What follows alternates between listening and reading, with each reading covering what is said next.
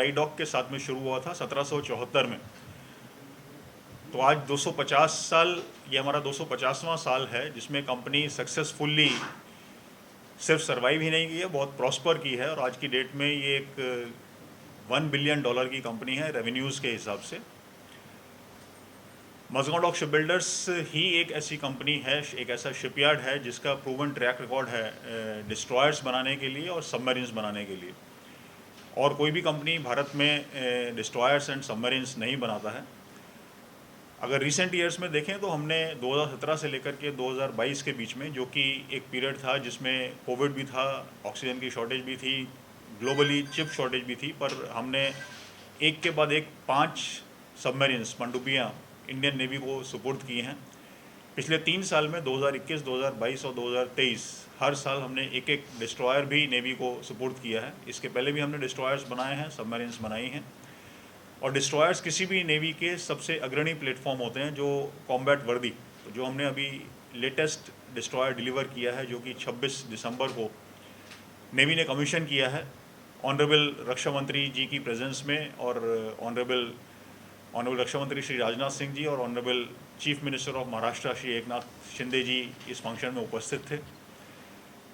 इसी श्रृंखला को आगे बढ़ाते हुए और सेलिब्रेट करते हुए 250वें साल में हमको लगा कि पब्लिक के साथ में हेल्थ एंड फिटनेस का मैसेज शेयर करने के लिए एक रन ऑर्गेनाइज करने से ज़्यादा अच्छा इवेंट नहीं हो सकता।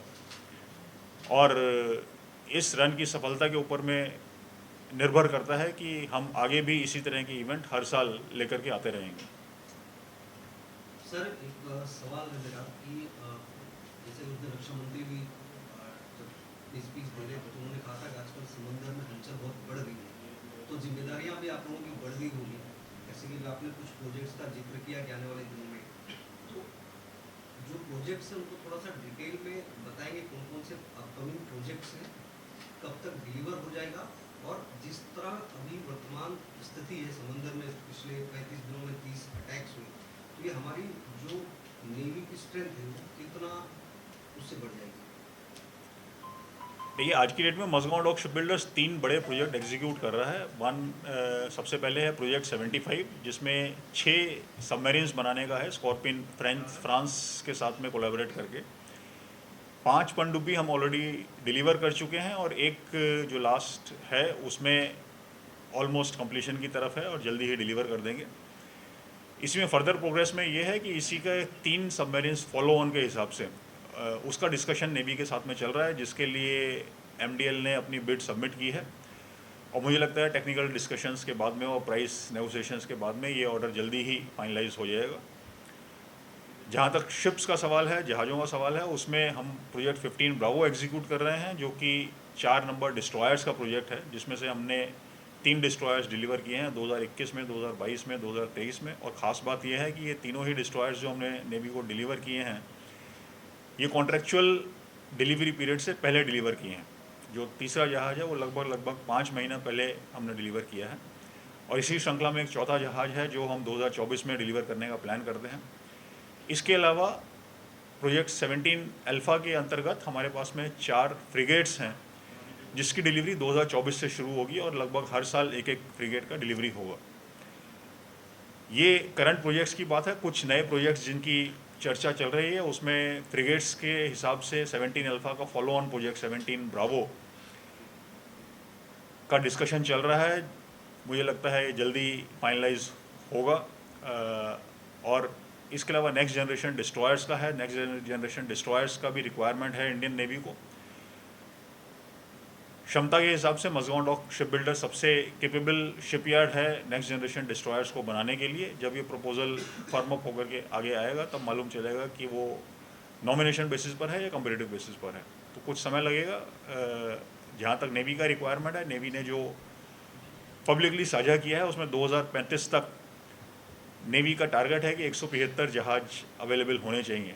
तो उसके हिसाब से नेवी की तरफ से भी काम चल रहा है, और जो ऑर्डर्स हमको मिलेंगे उसमें मज़गांव डॉक शिपबिल्डर्स अपनी पूरी क्षमता से उनको फुलफ़िल करेगा। हाँ, 75I का भी एक प्रोजेक्ट है जो मैं जिक्र करना भूल गया। 75I में 6 सबमरीन्स हैं, एयर इंडिपेंडेंट प्रोपल्शन सिस्टम के साथ में और लिथियम आयन बैटरीज के साथ में, जो कि सबमरीन्स को पानी की सतह के नीचे रहने के लिए ज़्यादा क्षमता प्रदान करता है। इसका टेंडर नेवी ने ऑलरेडी इशू किया था और उसके अगेंस्ट में मजगांव डॉक शिप बिल्डर्स ने अपना बिड सबमिट किया है 1 अगस्त को। और इसमें क्योंकि ये कम्पिटिटिव बिडिंग है, इसमें LNT ने भी अपना टेंडर सबमिट किया है। हमारी इन्फॉर्मेशन के हिसाब से फ़िलहाल टेक्निकल इवेल्यूशन चल रही है दोनों ही बिड्स की, और टेक्निकल इवेल्यूशन के बाद में जो भी वेंडर, अगर दोनों वेंडर क्वालिफाई करते हैं दोनों वेंडर, अगर एक क्वालिफाई करता है तो एक वेंडर, उनका प्राइस खोला जाएगा और नेगोशिएशंस वगैरह होंगी। तो कुछ समय लगेगा इसका इवेल्यूशन में और ऑर्डर फाइनलाइज करने में। ये 6 सबमरीन का प्रोजेक्ट है। सर, रक्षा क्षेत्र में खास करके नौसेना को आत्मनिर्भर बनाने में काफ़ी बड़ा योगदान इंडिया का रहा है। तो अभी हम कितने % तक पहुँचे हैं, क्योंकि धीरे धीरे हम अपना बढ़ा रहे हैं, कब तक हम 100% पहुँच जाएंगे? उसमें क्या क्या स्वदेशी ही इस्तेमाल होता है उससे? ये जहाँ तक इक्विपमेंट्स का सवाल है, इक्विपमेंट्स में शिप बिल्डिंग में लगभग 73% इंडिजनाइजेशन हमारा अचीव हो जाएगा जब तक हम ये प्रोजेक्ट 17 अल्फ़ा कंप्लीट करेंगे। आज की डेट में जो डिस्ट्रॉयर हमने डिलीवर किया उसमें इंडिजनाइजेशन कंटेंट लगभग 72% है, और बाकी जो आइटम्स हैं उनके ऊपर में भी इंडिजनाइजेशन को लेकर के काफ़ी थ्रस्ट है, काफ़ी एक्टिविटीज़ चल रही हैं और कोशिश है। इसमें जो एक डेटरेंट है वो ये चीज़ है कि वॉल्यूम्स नहीं होती हैं, इन आइटम्स की वॉल्यूम नहीं होती है, तो ग्लोबली इनके जो सप्लायर्स हैं वो बहुत लिमिटेड हैं। हर कंट्री जो डिस्ट्रॉयर्स बनाती है या सबमरीन्स बनाती है उसमें ऐसा नहीं है कि सारी कंट्रीज़ पूरी तरह से आत्मनिर्भर हैं, क्योंकि वॉल्यूम सभी जगह पर थोड़ा सा कंस्ट्रिक्टेड रहता है। तो कुछ आइटम्स में हो सकता है थोड़ा विलम्ब होगा इंडिजनाइजेशन पूरी तरह से करने में। जहाँ तक सबमरीन का सवाल है, सबमरीन में हम लगभग 32% इंडिजनाइजेशन ऑलरेडी अचीव कर चुके हैं, और प्रोजेक्ट 75I के लिए भी और जो 3 फॉलो ऑन सबमरीन्स हैं, इसमें गवर्नमेंट की तरफ से जो टारगेट है वो लगभग 60% इंडिजनाइजेशन का टारगेट है, जो कि हमें विश्वास है कि हम लोग जब तक ये प्रोजेक्ट्स कंप्लीट करेंगे इतना अचीव कर लेंगे। सर, डिफेंस इंफ्रास्ट्रक्चर में अगर हम बात करें तो जब शिप बिल्डिंग की बात आती है तो एनडीएल कोर स्ट्रेंथ है इंडिया की डिफेंस इंफ्रास्ट्रक्चर की। फिलहाल हम देखें तो सबमरीन हमेशा से आपका पॉपुलर टॉपिक रहा है, काफ़ी अच्छी सबमरीन बनाई भी हैं, डिलीवर भी की हैं और कमीशन भी हैं। लेकिन अब हमने सुना है कि टूरिज्म में भी सबमरीन का यूज़ करने के लिए गुजरात गवर्नमेंट से एक MOU साइन हुआ है। हम उसका थोड़ी सी जानकारी दें कि द्वारका और बेट द्वारका के बीच में चलने वाले उस सबमरीन को लेकर क्या MOU हुआ है और किस तरीके से चीज़ें आगे बढ़ेंगी, इसमें थोड़ा बता पाएँ। इसमें MOU जो हुआ है, MOU में ये है कि गुजरात गवर्नमेंट ने इंटरेस्ट शो किया है MDL के साथ में कोलैबोरेट करके, जिसमें MDL उनको सबमरीन्स देगा, पर ये अभी MOU स्टेज पर है। तो जब तक हमको उनकी तरफ से, गुजरात गवर्नमेंट की तरफ से कोई इन प्रिंसिपल अप्रूवल या ऑर्डर नहीं मिलता है, तब तक इस दिशा में हमारी तरफ से मूवमेंट थोड़ा सा मुश्किल रहेगा। पर जो भी रिक्वायरमेंट होगा उसमें MDL सक्षम है उस रिक्वायरमेंट को मीट आउट करने के लिए, एंड जैसे जब ऑर्डर प्लेस होगा हम लोग उसके हिसाब से डिलीवर करेंगे। सर, MOU में जो बातें हैं क्या क्या कही गई हैं, MOU क्या उसका इस्तेमाल होगा, इस्तेमाल क्या होगा, MOU का स्ट्रक्चर किस तरह से और किन चीज़ों की डिमांड या एक्सपेक्टेशन रखी है? गवर्नमेंट की तरफ से जो MOU का जो रिक्वायरमेंट है वो टूरिस्ट पर्पसेस के लिए है, लगभग 100 मीटर्स की डेप्थ तक जाने के लिए। और इसमें जो उनके जो प्लान्स रहेंगे वो कहाँ पे इसको यूज़ करेंगे, कहाँ पे डिप्लॉय करेंगे, वो गुजरात गवर्नमेंट का लुकआउट है, उसमें हमारी तरफ से कोई कमेंट करना ठीक नहीं रहेगा। लेकिन सर उसमें स्पेस कुछ बदलाव भी करने पड़ेंगे, जो दूसरी सबमरीन है अभी वो चीज़ें फाइनलाइज नहीं हुई हैं। अभी जो स्ट्रक्चर है उसमें सिर्फ इतना ही है कि स्टेटमेंट ऑफ इंटेंशन है कि वो चाहते हैं कि इस टाइप का सबमरीन बनाने के लिए MDL के साथ में मिल करके। तो जब ये रिक्वायरमेंट्स जैसे जैसे फाइनलाइज होंगे एक क्लैरिटी आएगी। ये कहा जा रहा है कि द्वारका दर्शन कर सकेंगे समुद्र में जाके, जो कि द्वारका देश की नगरी है, तो बहुत ही उसका महत्व हो जाता है, खासतौर पर गुजरात जैसे स्टेट के लिए। तो आप लोग भी अपना जो MOU साइन किया उसमें सारी डिटेलिंग होगी ना? उसमें ये डिटेल नहीं रहते हैं, तो ये गुजरात गवर्नमेंट का या जो भी कस्टमर है, ये उस लाइन पर ब्रीफ कर दीजिए सर। बेसिकली बहुत देखिए उस चीज़ में मैं नहीं बोल पाऊँगा, वो मेरा प्रेरोगेटिव नहीं है। ठीक है सर। जो डिस्ट्रॉयर अभी आने वाला है NS सूरत और दूसरी सबमरीन्स, इनकी विशेषता क्या है? अभी तक जो डिस्ट्रॉयर डिलीवर हुआ जैसे इम्फाल या मोरमुगांव, इनसे कुछ अलग होगा या सेम स्ट्रेंथ होगी? नहीं, हमने जितने भी डिस्ट्रॉयर डिलीवर किए हैं उसमें हर डिस्ट्रॉयर में पहले से प्रोग्रेशन है। जो अभी हमने लेटेस्ट डिस्ट्रॉयर डिलीवर किया है इसमें भी ब्रह्मोस मिसाइल है, जो कि फर्स्ट टाइम यूज़ किया गया, डुअल रोल है। इसमें लैंड अटैक भी कर सकते हैं और समुद्री अटैक भी कर सकते हैं।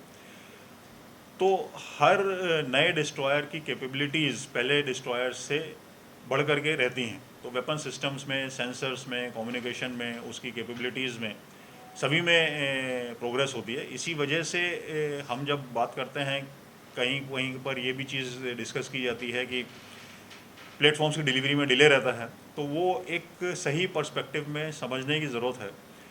हमने जो तीसरा डिस्ट्रॉयर डिलीवर किया है वो लगभग 87 महीनों में डिलीवर किया है, प्रोडक्शन स्टार्ट करने से लेकर के और डिलीवरी तक। इसके पहले जो फर्स्ट डिस्ट्रॉयर था इसी प्रोजेक्ट का, वो लगभग 106 महीनों में डिलीवर किया गया था और सेकंड डिस्ट्रॉयर 101 महीने में डिलीवर किया गया था। तो ये 87 महीने में अगर इंडियन नेवी के हिसाब से देखें तो इंडियन नेवी के पास में जो भी डिस्ट्रॉयर्स डिलीवर किए गए हैं, ये सबसे कम टाइमलाइन है 87 मंथ्स। और इसको भी एक सही परिप्रेक्ष्य में समझना ज़रूरी है कि जब भी कोई भी नेवी, अगर इंडियन नेवी है तो वो भी और कोई और नेवी होगी तो मैं समझता हूँ वो भी, उनकी मंशा ये रहती है कि जब उनको प्लेटफॉर्म मिले तो वो उस दिन का सबसे सक्षम प्लेटफॉर्म हो ग्लोबली, सबसे ज़्यादा पोटेंट प्लेटफॉर्म हो, सबसे ज़्यादा कॉम्बैट वर्दी प्लेटफॉर्म हो, सबसे सक्षम प्लेटफॉर्म हो। और इस वजह से क्योंकि ये सारे कॉन्ट्रैक्ट्स एग्जीक्यूट करने में काफ़ी समय लगता है, 5 से 6 साल लगते हैं, अगर कम से कम भी आप करेंगे तो 4.5 साल के आसपास लगेगा।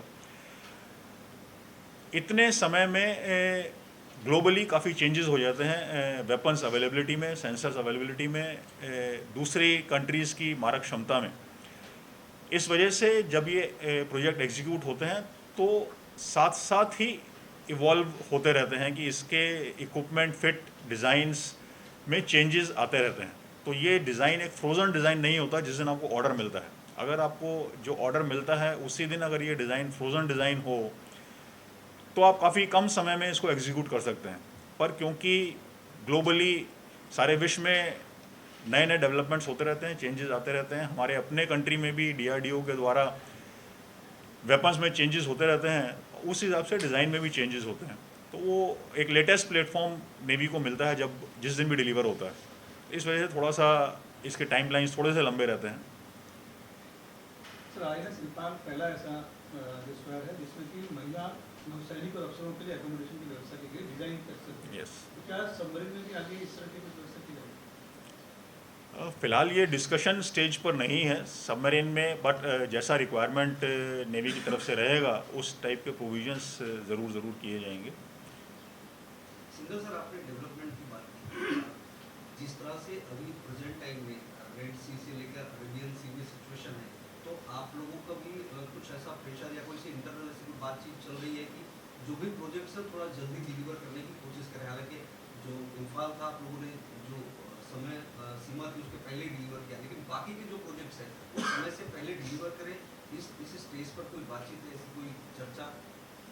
इसमें बिना बातचीत के भी ये हमेशा एक रिक्वायरमेंट है कि जो भी प्रोजेक्ट है वो जितना जल्दी से जल्दी डिलीवर किया जा सके, जितना जल्दी से जल्दी उसकी स्पेसिफिकेशन फाइनलाइज की जा सकें, तो वो एक एंडेवर हमेशा ही रहता है। और हमने तीनों ही डिस्ट्रॉयर्स जो हैं समय से पहले डिलीवर किए हैं। और सबमरीन्स में भी अगर आप देखेंगे 5 साल में 5 सबमरीन जो हमने डिलीवर करी हैं, वो मुझे लगता है कि अपने आप में एक ग्लोबल रिकॉर्ड है। तो MDL की तरफ से हर तरह से ये कोशिश है कि जो भी प्रोजेक्ट हम एग्जीक्यूट कर रहे हैं उसको समयबद्ध तरीके से करना तो एक बात है, समय से पहले करना ये हमेशा ही एक एंडेवर रहता है, कंटिन्यूस। जैसा कि आपने बताया 250 साल पूरे हो रहे हैं, उस संदर्भ में आप एक दौड़ रख रहे हैं मैराथन।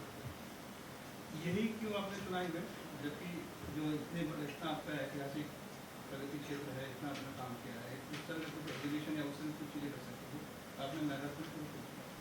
तो ये हमने एग्जीबिशन भी ऑर्गेनाइज़ की हैं। हमने 250 वर्ष सेलिब्रेट करने के लिए MDL का स्टैम्प भी, एक कमेमोरेटिव स्टैम्प भी इशू किया है। जहाँ तक रन का सवाल है, रन में हमको लगता है कि ये एक ऐसी एक्टिविटी है जिसमें हर शख्स पार्टिसिपेट कर सकता है।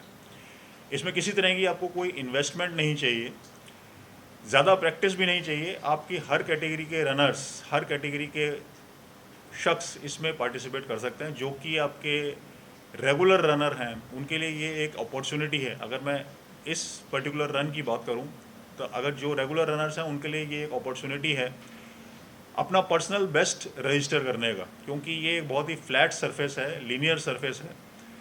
जो इसमें सर्टिफिकेट इशू होगा वो 18 महीने के लिए वैलिड है। आपका किसी भी हाफ मैराथन में पार्टिसिपेट करने के लिए आपके पास में एक टाइमिंग सर्टिफिकेट मिलता है। जो कुछ ऐसे रनर्स हैं जो कि पहले रन करते थे, अभी किसी कारणवश छोड़ चुके हैं, तो मुझे लगता है कि ये एक अपॉर्चुनिटी है उनके लिए दोबारा से अपने गोल्डन टाइम को रिविजिट करने के लिए। जो ओकेशनल रनर्स हैं उनके लिए भी मुझे लगता है कि ये एक अपॉर्चुनिटी है जिसमें they can start taking the running more seriously. अगर आप मुझसे पर्सनली बात करेंगे तो मुझे लगता है कि जब आप रन करते हैं तो आपका सारा फोकस उसी एक्टिविटी के ऊपर में आ जाता है और सारा ध्यान जो है वो अपनी बॉडी और रन के ऊपर में होता है। अगर मैं अतिशयोक्ति ना हो तो मुझे लगता है कि ये मेडिटेशन के जैसे है। और जो कभी भी रन नहीं किए हैं उसके लिए भी हमने इसमें एक फैमिली रन पार्टिसिपेट करने के लिए रखा है 3 किलोमीटर का, कि आप सभी एक नेशनल प्राइड के हिसाब से उसमें पार्टिसिपेट कीजिए। अगर आप पार्टिसिपेट करते हैं, आपके साथ में अगर हंड्रेड्स ऑफ रनर सेलिब्रेट कर रहे हैं, साथ में भाग रहे हैं, तो जो उसका एटमॉस्फेयर है उसको एंजॉय करने का, तो एक पब्लिक से जुड़ने का बिना किसी ज़्यादा इन्वेस्टमेंट के, बिना किसी ज़्यादा प्रैक्टिस के, हमको लगा कि ये एक इवेंट है। और बॉम्बे में मैंने देखा है कि बॉम्बे की पब्लिक में रन एक काफ़ी पॉपुलर स्पोर्ट है। तो लोगों को अपने स्वास्थ्य के प्रति जागरूक करने का हमको लगा कि एक बहुत अच्छा इवेंट है, एक बहुत अच्छा मौका है। इसके लिए हम ये रन सामने लेकर के आए हैं। सर वो केन प्लूटो शिप आई है जिस पर ड्रोन अटैक हुआ था, इसके बारे में कुछ जानकारी दे सकते हैं कि किस तरह रिपेयरिंग के लिए आया हुआ है यहाँ पर जो ड्रोन अटैक हुआ था? हमारे पास तो नहीं आया रिपेयरिंग के लिए।